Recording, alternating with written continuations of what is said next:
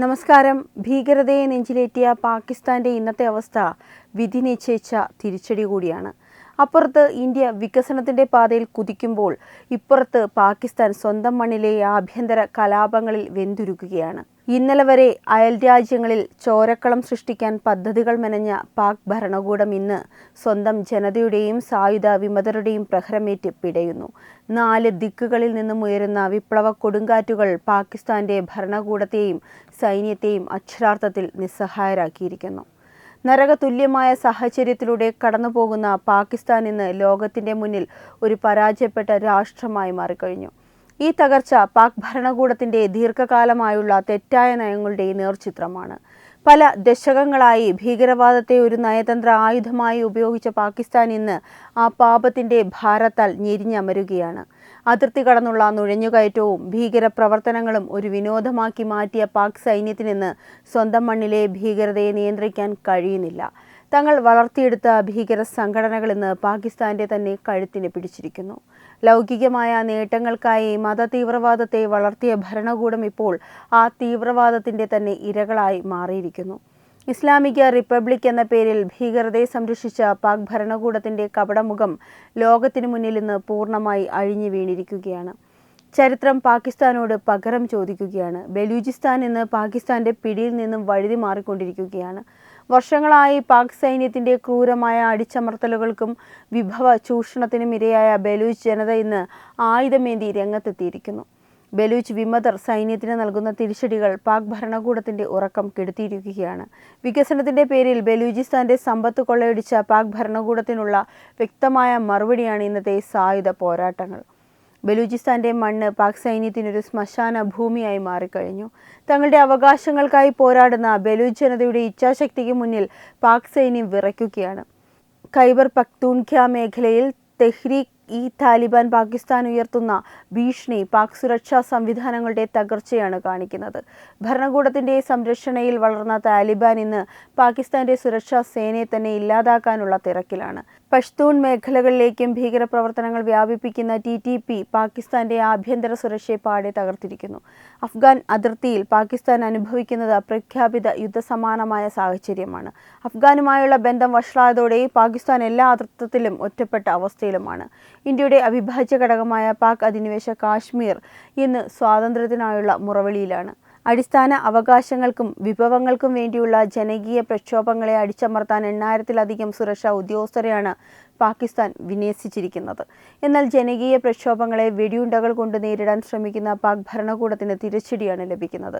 വാർത്താവിനിമയ ബന്ധങ്ങൾ വിച്ഛേദിച്ചും വ്യാപകമായ അറസ്റ്റുകൾ നടത്തിയും ജനങ്ങളെ നിശബ്ദരാക്കാൻ ശ്രമിക്കുന്നുണ്ടെങ്കിലും പോക്കിലെ ജനങ്ങൾ ഇന്ത്യയോട് ചേരാനുള്ള ആഗ്രഹം പരസ്യമായി പ്രകടിപ്പിക്കുകയാണ്. ആഭ്യന്തര കലാപങ്ങൾക്കിടയിൽ സാമ്പത്തികമായി പാകിസ്ഥാൻ പൂർണ്ണമായും തകർന്നിരിക്കുന്നു. ഭക്ഷണത്തിനും മരുന്നിനും പോലും വകയില്ലാത്ത അവസ്ഥയിലേക്ക് ജനങ്ങൾ എത്തുമ്പോൾ ഭരണകൂടം സൈനിക മേധാവികളുടെ സുഖ സൗകര്യങ്ങൾക്കായി കോടികൾ ചെലവാക്കുന്നു. പാകിസ്ഥാന്റെ ഈ ദയനീയ അവസ്ഥയ്ക്ക് കാരണം അവരുടെ ഭരണാധികാരികളുടെയും സൈന്യത്തിന്റെയും അഴിമതിയും പിടിപ്പുകേടുമാണ്. ഒരു രാജ്യമെന്ന നിലയിൽ ലോകത്തിന്റെ മുന്നിൽ നാണം കെട്ട പാകിസ്ഥാൻ ഇന്ന് സഹായത്തിനായി കൈനീട്ടുകയാണ്. എന്നാൽ ലോകരാജ്യങ്ങൾ പോലും ഭീകരതയെ വളർത്തുന്ന ഈ രാജ്യത്തെ പിന്തുണയ്ക്കാൻ മടിക്കുകയാണ്. ഭാരതം ലോകശക്തിയായി ഉയർന്നു വരുമ്പോൾ അതിൽ അസൂയ പൂണ്ട പാകിസ്ഥാന്റെ അവസ്ഥ പരിതാപകരമാണ്. മോദി ഭരണകൂടത്തിന്റെ കീഴിൽ ഇന്ത്യ കൈവരിച്ച വികസനവും സാമ്പത്തിക സ്ഥിരതയും പാകിസ്ഥാന് സ്വപ്നം കാണാൻ പോലും കഴിയാത്ത കാര്യമാണ്. ഇന്ത്യ സ്ഥിരപ്പെടുത്താൻ പാക് ഭരണകൂടം നടത്തിയ എല്ലാ നീക്കങ്ങളും പാളിപ്പോയിരിക്കുന്നു.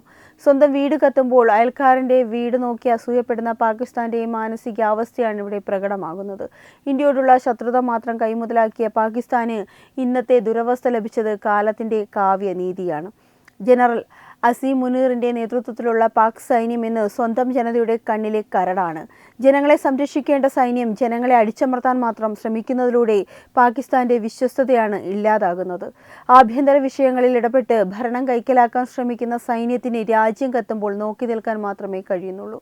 ഭരണകൂടത്തിന്റെയും ഭീകരതയുടെയും ഇടയിൽപ്പെട്ട് ജീവിതം വഴിമുട്ടിയ ജനങ്ങൾ ഇന്ന് തെരുവിലിറങ്ങി പ്രതിഷേധിക്കുകയാണ്. അടിസ്ഥാന ആവശ്യങ്ങൾ പോലും നിഷേധിക്കപ്പെട്ട ജനങ്ങൾ പാക് ഭരണകൂടത്തിന്റെ കപട രാഷ്ട്രീയത്തെ തിരിച്ചറിഞ്ഞു കഴിഞ്ഞു. പാക് ഭരണകൂടം ഭീകരതയെ കൈവിടാത്ത കാലത്തോളം ഈ അവസ്ഥ തുടരുക തന്നെ ചെയ്യും. അന്താരാഷ്ട്ര സമൂഹം പാകിസ്ഥാന്റെ ഈ ഭീകരമുഖം ഇനിയെങ്കിലും തിരിച്ചറിയേണ്ടിയിരിക്കുന്നു. പാകിസ്ഥാൻ എന്ന രാഷ്ട്രം ഇന്ന് ചരിത്രത്തിലെ ഏറ്റവും വലിയ പ്രതിസന്ധിയിലൂടെയാണ് കടന്നുപോകുന്നത്. നാലുപാട് നിന്നും ഉയരുന്ന ഈ ജനകീയ പ്രക്ഷോഭങ്ങളും സായുധ കലാപങ്ങളും പതിറ്റാണ്ടുകളായി ചെയ്തു കൂട്ടിയ പാപങ്ങൾക്ക് പ്രകൃതിയും ചരിത്രവും നൽകുന്ന അനിവാര്യമായ തിരിച്ചടി കൂടിയാണ്.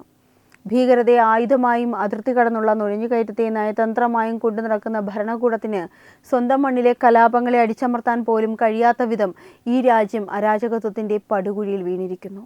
പാക് സൈനിക നേതൃത്വത്തിൻ്റെയും രാഷ്ട്രീയ ഭരണകൂടത്തിൻ്റെയും പിടിപ്പുകേടും അഴിമതിയും കൊണ്ട് പൊറുതിമുട്ടിയ ജനങ്ങൾ ഇന്ന് തെരുവിലിറങ്ങിയിരിക്കുകയാണ്. വികസനത്തിൻ്റെ പാതയിൽ ഇന്ത്യ ലോകത്തിന് മുന്നിൽ കരുത്താർജിക്കുമ്പോൾ പാകിസ്ഥാൻ ഭിക്ഷാപാത്രവുമായി ലോക രാജ്യങ്ങൾക്ക് മുന്നിൽ അലയുന്നത് ആ രാജ്യത്തിൻ്റെ നയപരമായ പാപ്പരത്വത്തിൻ്റെ ഏറ്റവും വലിയ തെളിവ് കൂടിയാണ്. ഈ തകർച്ച തടയാനോ തിരിച്ചടിക്കാനോ ഇനി ആർക്കും സാധിക്കില്ല. കാരണം പാകിസ്ഥാൻ എന്ന രാഷ്ട്രത്തിൻ്റെ അടിത്തറയിൽ തന്നെ ഭീകരതയുടെ വിഷം കലർന്നിരിക്കുന്നു. സമാധാനം ആഗ്രഹിക്കുന്ന ഒരു അയൽ രാജ്യം എന്ന നിലയിൽ ഇന്ത്യ എപ്പോഴും അതിർത്തിയിൽ ജാഗ്രത പുലർത്തുന്നുണ്ട്. എങ്കിലും പാകിസ്ഥാനിൽ നടക്കുന്ന ഈ തീപ്പൊരികൾ വരുന്ന ആളുകളിൽ ആ മേഖലയെ മൊത്തത്തിൽ അങ്ങോട്ട് നയിക്കുമെന്ന് ഗൗരവകരമായ ഒരു ചോദ്യമാണ് ഉയരുന്നത്. ഭീകരതയുടെ വിത്തുകൾ വിതച്ചവർക്ക് ഒരിക്കലും സമാധാനത്തിൻ്റെ വിളവെടുക്കാൻ കഴിയില്ലെന്ന് പാകിസ്ഥാൻ ഇന്ന് ലോകത്തിന് കാണിച്ചു കൊടുക്കുന്നു.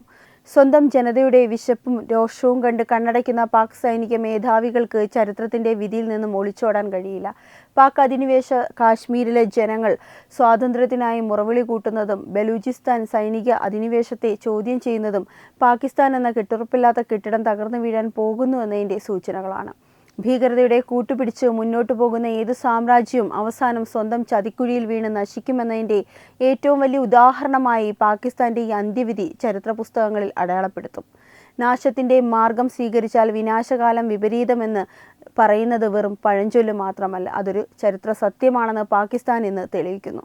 ഇനി വരാനിരിക്കുന്നത് പാകിസ്ഥാൻ്റെ ഇരുണ്ട നാളുകളാണ്. ആഭ്യന്തര കലാപങ്ങളിൽ ചിന്നിച്ചിതറുന്ന ആ രാജ്യം ഒരു കാലത്ത് ലോകത്തിന് തന്നെ ഭീഷണിയായിരുന്നുവെങ്കിൽ ഇന്നത് സ്വന്തം തകർച്ചയുടെ ഭാരം പേറുന്ന വെറും നിഴലായി മാറിയിരിക്കുന്നു. അയൽപ്പക്കത്തെ ഈ കത്തുന്ന തീയിൽ പാകിസ്ഥാൻ ഇനിയെങ്കിലും തിരിച്ചറിയട്ടെ, ഭീകരതയല്ല വികസനവും സമാധാനവുമാണ് ഒരു രാജ്യത്തിൻ്റെ നട്ടെല്ലെന്ന്. പക്ഷേ കാലം വൈകിപ്പോയിരിക്കുന്നു. തെറ്റായ നയങ്ങളുടെ പേരിൽ ഒരു ജനതയും അവരുടെ രാജ്യവും വില കൊടുക്കേണ്ടി വരുന്ന ഈ ദയനീയ അവസ്ഥ വരും തലമുറകൾക്ക് മുന്നിൽ ഒരു മുന്നറിയിപ്പായി എന്നും അവശേഷിക്കും.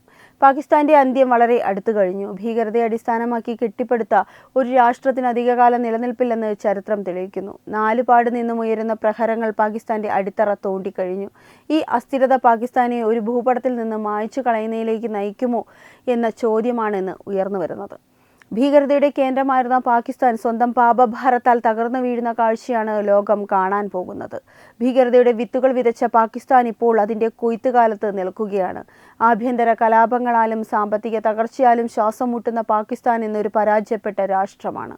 സ്വന്തം ജനതയുടെയും വിമതരുടെയും പ്രഹരമേറ്റ് പിടയുന്ന പാകിസ്ഥാൻ ഇനിയൊരു തിരിച്ചുവരവ് അസാധ്യവുമാണ്. ഇന്ത്യ സ്ഥിരപ്പെടുത്താൻ ശ്രമിച്ചവർക്ക് ഇന്ന് സ്വന്തം മണ്ണിൽ സമാധാനം നഷ്ടപ്പെട്ടിരിക്കുന്നു. ഇത് കേവലം പാകിസ്ഥാന്റെ തകർച്ച മാത്രമല്ല, ഭീകരതയോട് ചേർന്ന് നിൽക്കുന്ന ഏത് വ്യവസ്ഥിതിയുടെയും അന്ത്യം കൂടിയാണ്. ഈ വാർത്തയെപ്പറ്റിയുള്ള നിങ്ങളുടെ അഭിപ്രായം കമൻറ്റ് ചെയ്യൂ. വാർത്തകൾ വേഗത്തിലറിയാനായി ചാനൽ സബ്സ്ക്രൈബ് ചെയ്യൂ. വെബ് ഡെസ്ക് തത്വമൈ ന്യൂസ്.